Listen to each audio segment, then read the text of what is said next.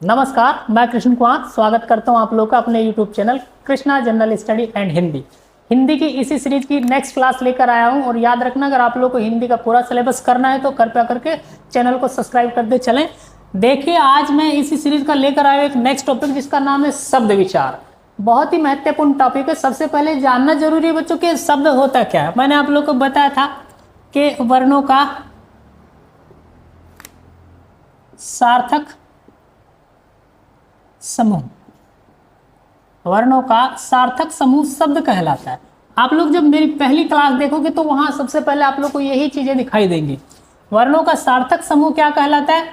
शब्द कहलाता है, शब्द कहलाता है। वहीं अगर हम बात करें बच्चों तो शब्दों को दो भागों में बांटा गया, शब्दों को दो भागों में बांटा गया, दो भागों में बांटा गया। अब ये कौन कौन से शब्द होते हैं जान लीजिए। एक होता है सार्थक और एक होता है निरर्थक शब्द। एक होगा सार्थक शब्द और दूसरा होगा निरर्थक शब्द। निरर्थक शब्द। अब देख लीजिए, सार्थक शब्द क्या होते हैं, यानी जिसका कोई अर्थ होता है वो सार्थक शब्द कहलाता है। क्या होता है बच्चों? सार्थक का मतलब जिसका अर्थ हो वो सार्थक, और जिसका अर्थ ना हो, जिसका कोई अर्थ ना हो वो निरर्थक कहलाएगा। जैसे आप लोग को मैंने पीछे पढ़ा था, देखते हुए चलना बहुत महत्वपूर्ण है। यहां से अगर मैं थोड़ी सी बात करूं शब्दों की, तो बच्चों यहां आप लोग के लिए बहुत ज्यादा जरूरी जानना है कि हिंदी में टोटल कितने शब्द हैं और लगभग हिंदी के कितने, विदेशी कितने। तो मैं आप लोग को बता देना चाहता हूं कि हिंदी में शब्दों की संख्या लगभग 2 लाख से ज्यादा मानी जाती है। तो हिंदी में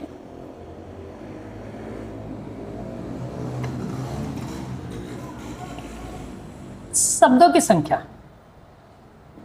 लगभग 2 लाख मानी गई है। कितनी मानी गई है? 2 लाख मानी गई। यहां से भी कुछ मिल सकता है आप लोग को, एक आधा पॉइंट आप लोग ध्यान से देखते चलें। इसमें भी अगर मैं बात करूं तो इसमें 85% जो शब्द वो भारतीय भाषाओं के हैं। कौन सी भाषाओं के? भारतीय भाषाओं के। और 15% अगर मैं शब्दों की बात करूं तो वो विदेशी भाषाओं के हैं। जैसे आप लोगों को मैं पढ़ाऊंगा बच्चों, आप लोगों ने देशज विदेशज के नाम सुने होंगे, अरबी फारसी के नाम सुनेंगे, उन सब के ऊपर आज मैं बात करने वाला हूं। तो अब मैं बात करूंगा सार्थक शब्द कौन से होते हैं या सार्थक शब्दों के कितने भेद होते हैं। चूंकि निरर्थक शब्दों के कोई भेद नहीं होते, तो हमारा टॉपिक होगा सार्थक शब्दों के भेद। चलो जानते हैं सार्थक शब्दों के भेद। चलो तो जानते हैं सार्थक शब्दों के कितने भेद होते हैं। तो यहां से प्रश्न आप लोग के जरूर किसी न किसी प्रश्न पत्र में देखने को मिलेगा, परीक्षाओं में देखने को मिलेगा, जिनमें अगर मैं सबसे पहले बात करूं रचना और बनावट के आधार पर शब्द, रचना या बनावट के आधार पर शब्द। तो रचना और बनावट के आधार पर शब्द के भेद कौन कौन से होते हैं, यहां से सीधी संख्या भी पूछ ली जाती है। तो आप लोग ध्यान से देखना बच्चों। एक तो होता है रूढ़ शब्द, कॉपी पेन लेकर बैठा करें, ज्यादा समझ में आएगा। दूसरा है यौगिक शब्द,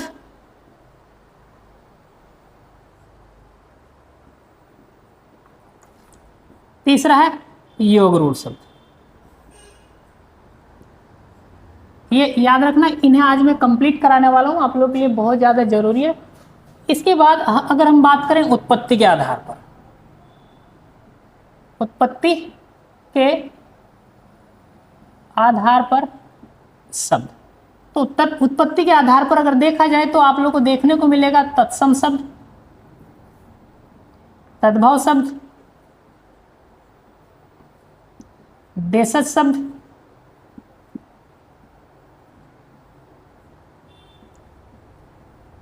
और विदेशज शब्द,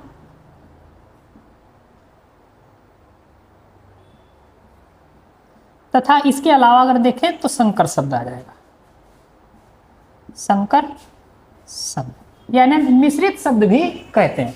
तो ये याद रखना, इन्हें भी मैं पढ़ाऊंगा एक एक करके। आज मैं कोशिश करूंगा आप लोग का एक कम से कम पार्ट पूरा हो जाए। इसके अलावा अगर हम देख लें तो बच्चों आप लोग ध्यान रखना, अर्थ के आधार पर,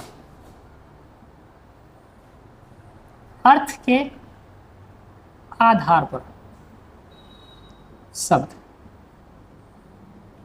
ये भी बहुत महत्वपूर्ण है, देख लीजिएगा, बहुत ही ज्यादा महत्वपूर्ण आप लोगों को देखने को मिलेगा। वाचिक शब्द,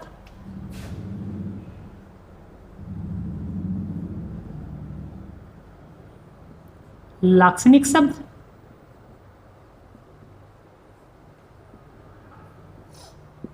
और व्यंजक शब्द। इसके अलावा अगर देखें तो विकार के आधार पर, विकार के आधार पर शब्द। अब विकार के आधार पर दो टाइप के देखने को मिलेंगे, विकारी शब्द और अविकारी शब्द, अविकारी शब्द। तो आज मैं बात करने वाला हूं आप लोग के साथ रचना या बनावट के आधार पर शब्दों की। तो इन्हें देखते चलें, इनका स्क्रीनशॉट लेते चलें, देख लीजिएगा। तो देखिए, हम बात करेंगे रचना या बनावट के आधार पर शब्दों की, जिनके बारे में मैंने बताया आप लोगों को कि इन शब्दों को, एक को कहा जाता है रूढ़ शब्द। पहली बात तो जान लीजिए रूढ़ शब्द क्या होता है। रूढ़ शब्द ऐसे शब्द होते हैं जिनके खंडों का कोई अर्थ नहीं निकलता या सार्थक नहीं होते हैं, यानी ऐसे शब्द जिनके खंडों या टुकड़ों का कोई अर्थ नहीं होता। याद रखना, अर्थात ये सार्थक नहीं होते, इसके टुकड़े सार्थक नहीं होते। याद रखना, टुकड़े सार्थक नहीं होते, परंतु इनके टुकड़ों को मिलाने पर एक सार्थक शब्द बनता है। क्या बनता है? सार्थक शब्द बनता है। ये वाला क्वेश्चन पेपर में आया हुआ है और लगभग सभी प्रश्नों में देखने को मिलता है कि इनमें से कौन सा सार्थक है, कौन सा सार्थक नहीं है, कौन सा रूढ़ है, कौन सा रूढ़ नहीं है। तो अगर मैं बात करूं जैसे उदाहरण की, एक शब्द लिख रहा हूं बच्चों, जैसे यहां लिख दिया मैंने नाक। अगर मैं इसे तो देख लूं तो एक शब्द इसमें ना है और दूसरा क है। देख लीजिएगा, इनके टुकड़ों का कोई मोल है ही नहीं। अगर जोड़ दिया तो एक सार्थक शब्द बन गया नाक। यहां बात करो, एक शब्द लिखा हूं मैं नमक, न मैं और क, नमक। अगर इसको अलग अलग कर दें, न मैं और क्या, टुकड़ों का कोई मोल है ही नहीं, लेकिन जोड़ दिया तो नमक बन गया। अगर देखें एक शब्द घोड़ा, अगर मैं इसको तोड़ दूं, एक घो और एक डा, जोड़ेंगे तो बनेगा घोड़ा। आप लोग याद रखना, तो ये जो लिख रहे हैं इनके टुकड़े हैं बच्चों, ये सार्थक नहीं है बच्चों, इनका अर्थ नहीं है, इनका अर्थ नहीं है। लेकिन आप लोग ये देख लीजिए कि सार्थक शब्द बने कि नहीं बने। ये बन गए इससे सार्थक शब्द, बहुत ही ज्यादा जरूरी। इससे ज्यादा इसमें पढ़ने की जरूरत नहीं। और ज्यादातर दो जो वर्णों के मेल वाले होते हैं शब्द, वो लगभग रूढ़ी कहलाते हैं, जिनमें संधि ना हो, एक प्रकार से वो रूढ़ कहलाते हैं। इसके बाद मैं बात करूंगा यौगिक शब्दों की। कौन से शब्दों की? यौगिक शब्दों की। तो देखते रहिए यौगिक शब्दों को। देखो, अब बात करेंगे किसकी बच्चों?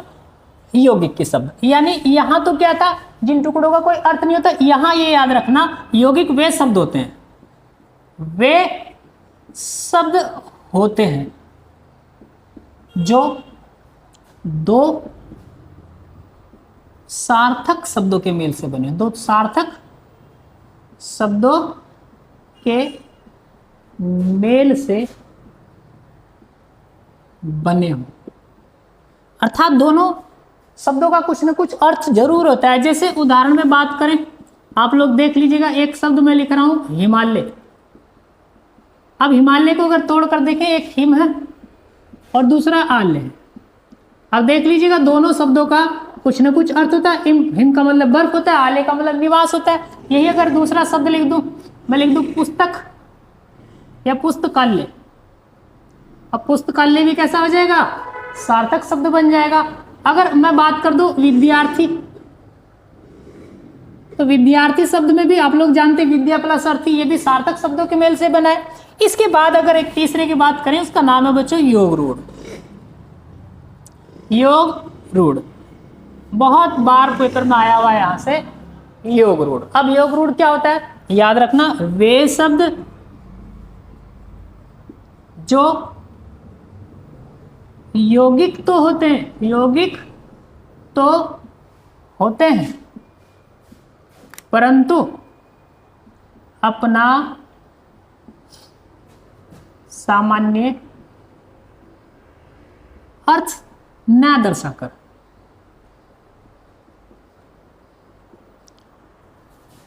कोई विशेष या तीसरे अर्थ को दर्शाते हो, विशेष अर्थ को दर्शाते हैं, वो क्या कहलाते हैं, योग रूढ़ शब्द कहलाते हैं। योग रूढ़ शब्द कहलाते हैं। बस ये याद रखना। और इसका उदाहरण की बात करें तो इसका उदाहरण में आप लोग देख लीजिएगा, एक बहुत ज़्यादा महत्वपूर्ण चीज़ है, योग रूढ़ के जितने भी उदाहरण होंगे वो सारे के सारे आप लोगों को बहुव्रीहि समास के उदाहरण मिलेंगे। बहुव्रीहि समास, इसके सारे उदाहरण भी किसके उदाहरण होते हैं, योग रूढ़ के। जैसे अगर मैं बात करूं दशानन की, दशानन आप लोग जानते हैं 10 सिर है जिसके, या 10 सिर वाला, तो हमने वहां 10 सिर की बात नहीं की, सीधा रावण को कह रहे हैं। इसके अलावा जैसे आप लोगों ने सुना होगा लंबोदर, लंबोदर का मतलब लंबा है उदर जिसका, ये सामान्य अर्थ हो गया, लेकिन यहाँ किसकी बात कर रहे हैं, लंबा उदर किसका है, गणेश जी का। इसके बाद अगर हम बात करें, आप लोग देख लीजिएगा यहाँ पीताम्बर की, पीताम्बर अर्थात पीला है जिसका वस्त्र, वो कौन होगा, कृष्ण। तो बच्चों ये आज के लिए बहुत है आप लोग के लिए। इसके अलावा आप लोगों को लगातार क्लास मिलती रहेंगी और आप बने रहिएगा। हिंदी का सिलेबस में आपका कुछ भी नहीं बचेगा, सारा आप लोगों को यहाँ से मिलेगा। लगातार एक के बाद एक क्लास आती रहेंगी। और आप लोग को अच्छा लगे तो चैनल को सब्सक्राइब भी करते रहिएगा और वीडियो को पूरा देखने की कोशिश करना। धन्यवाद, जय हिंद।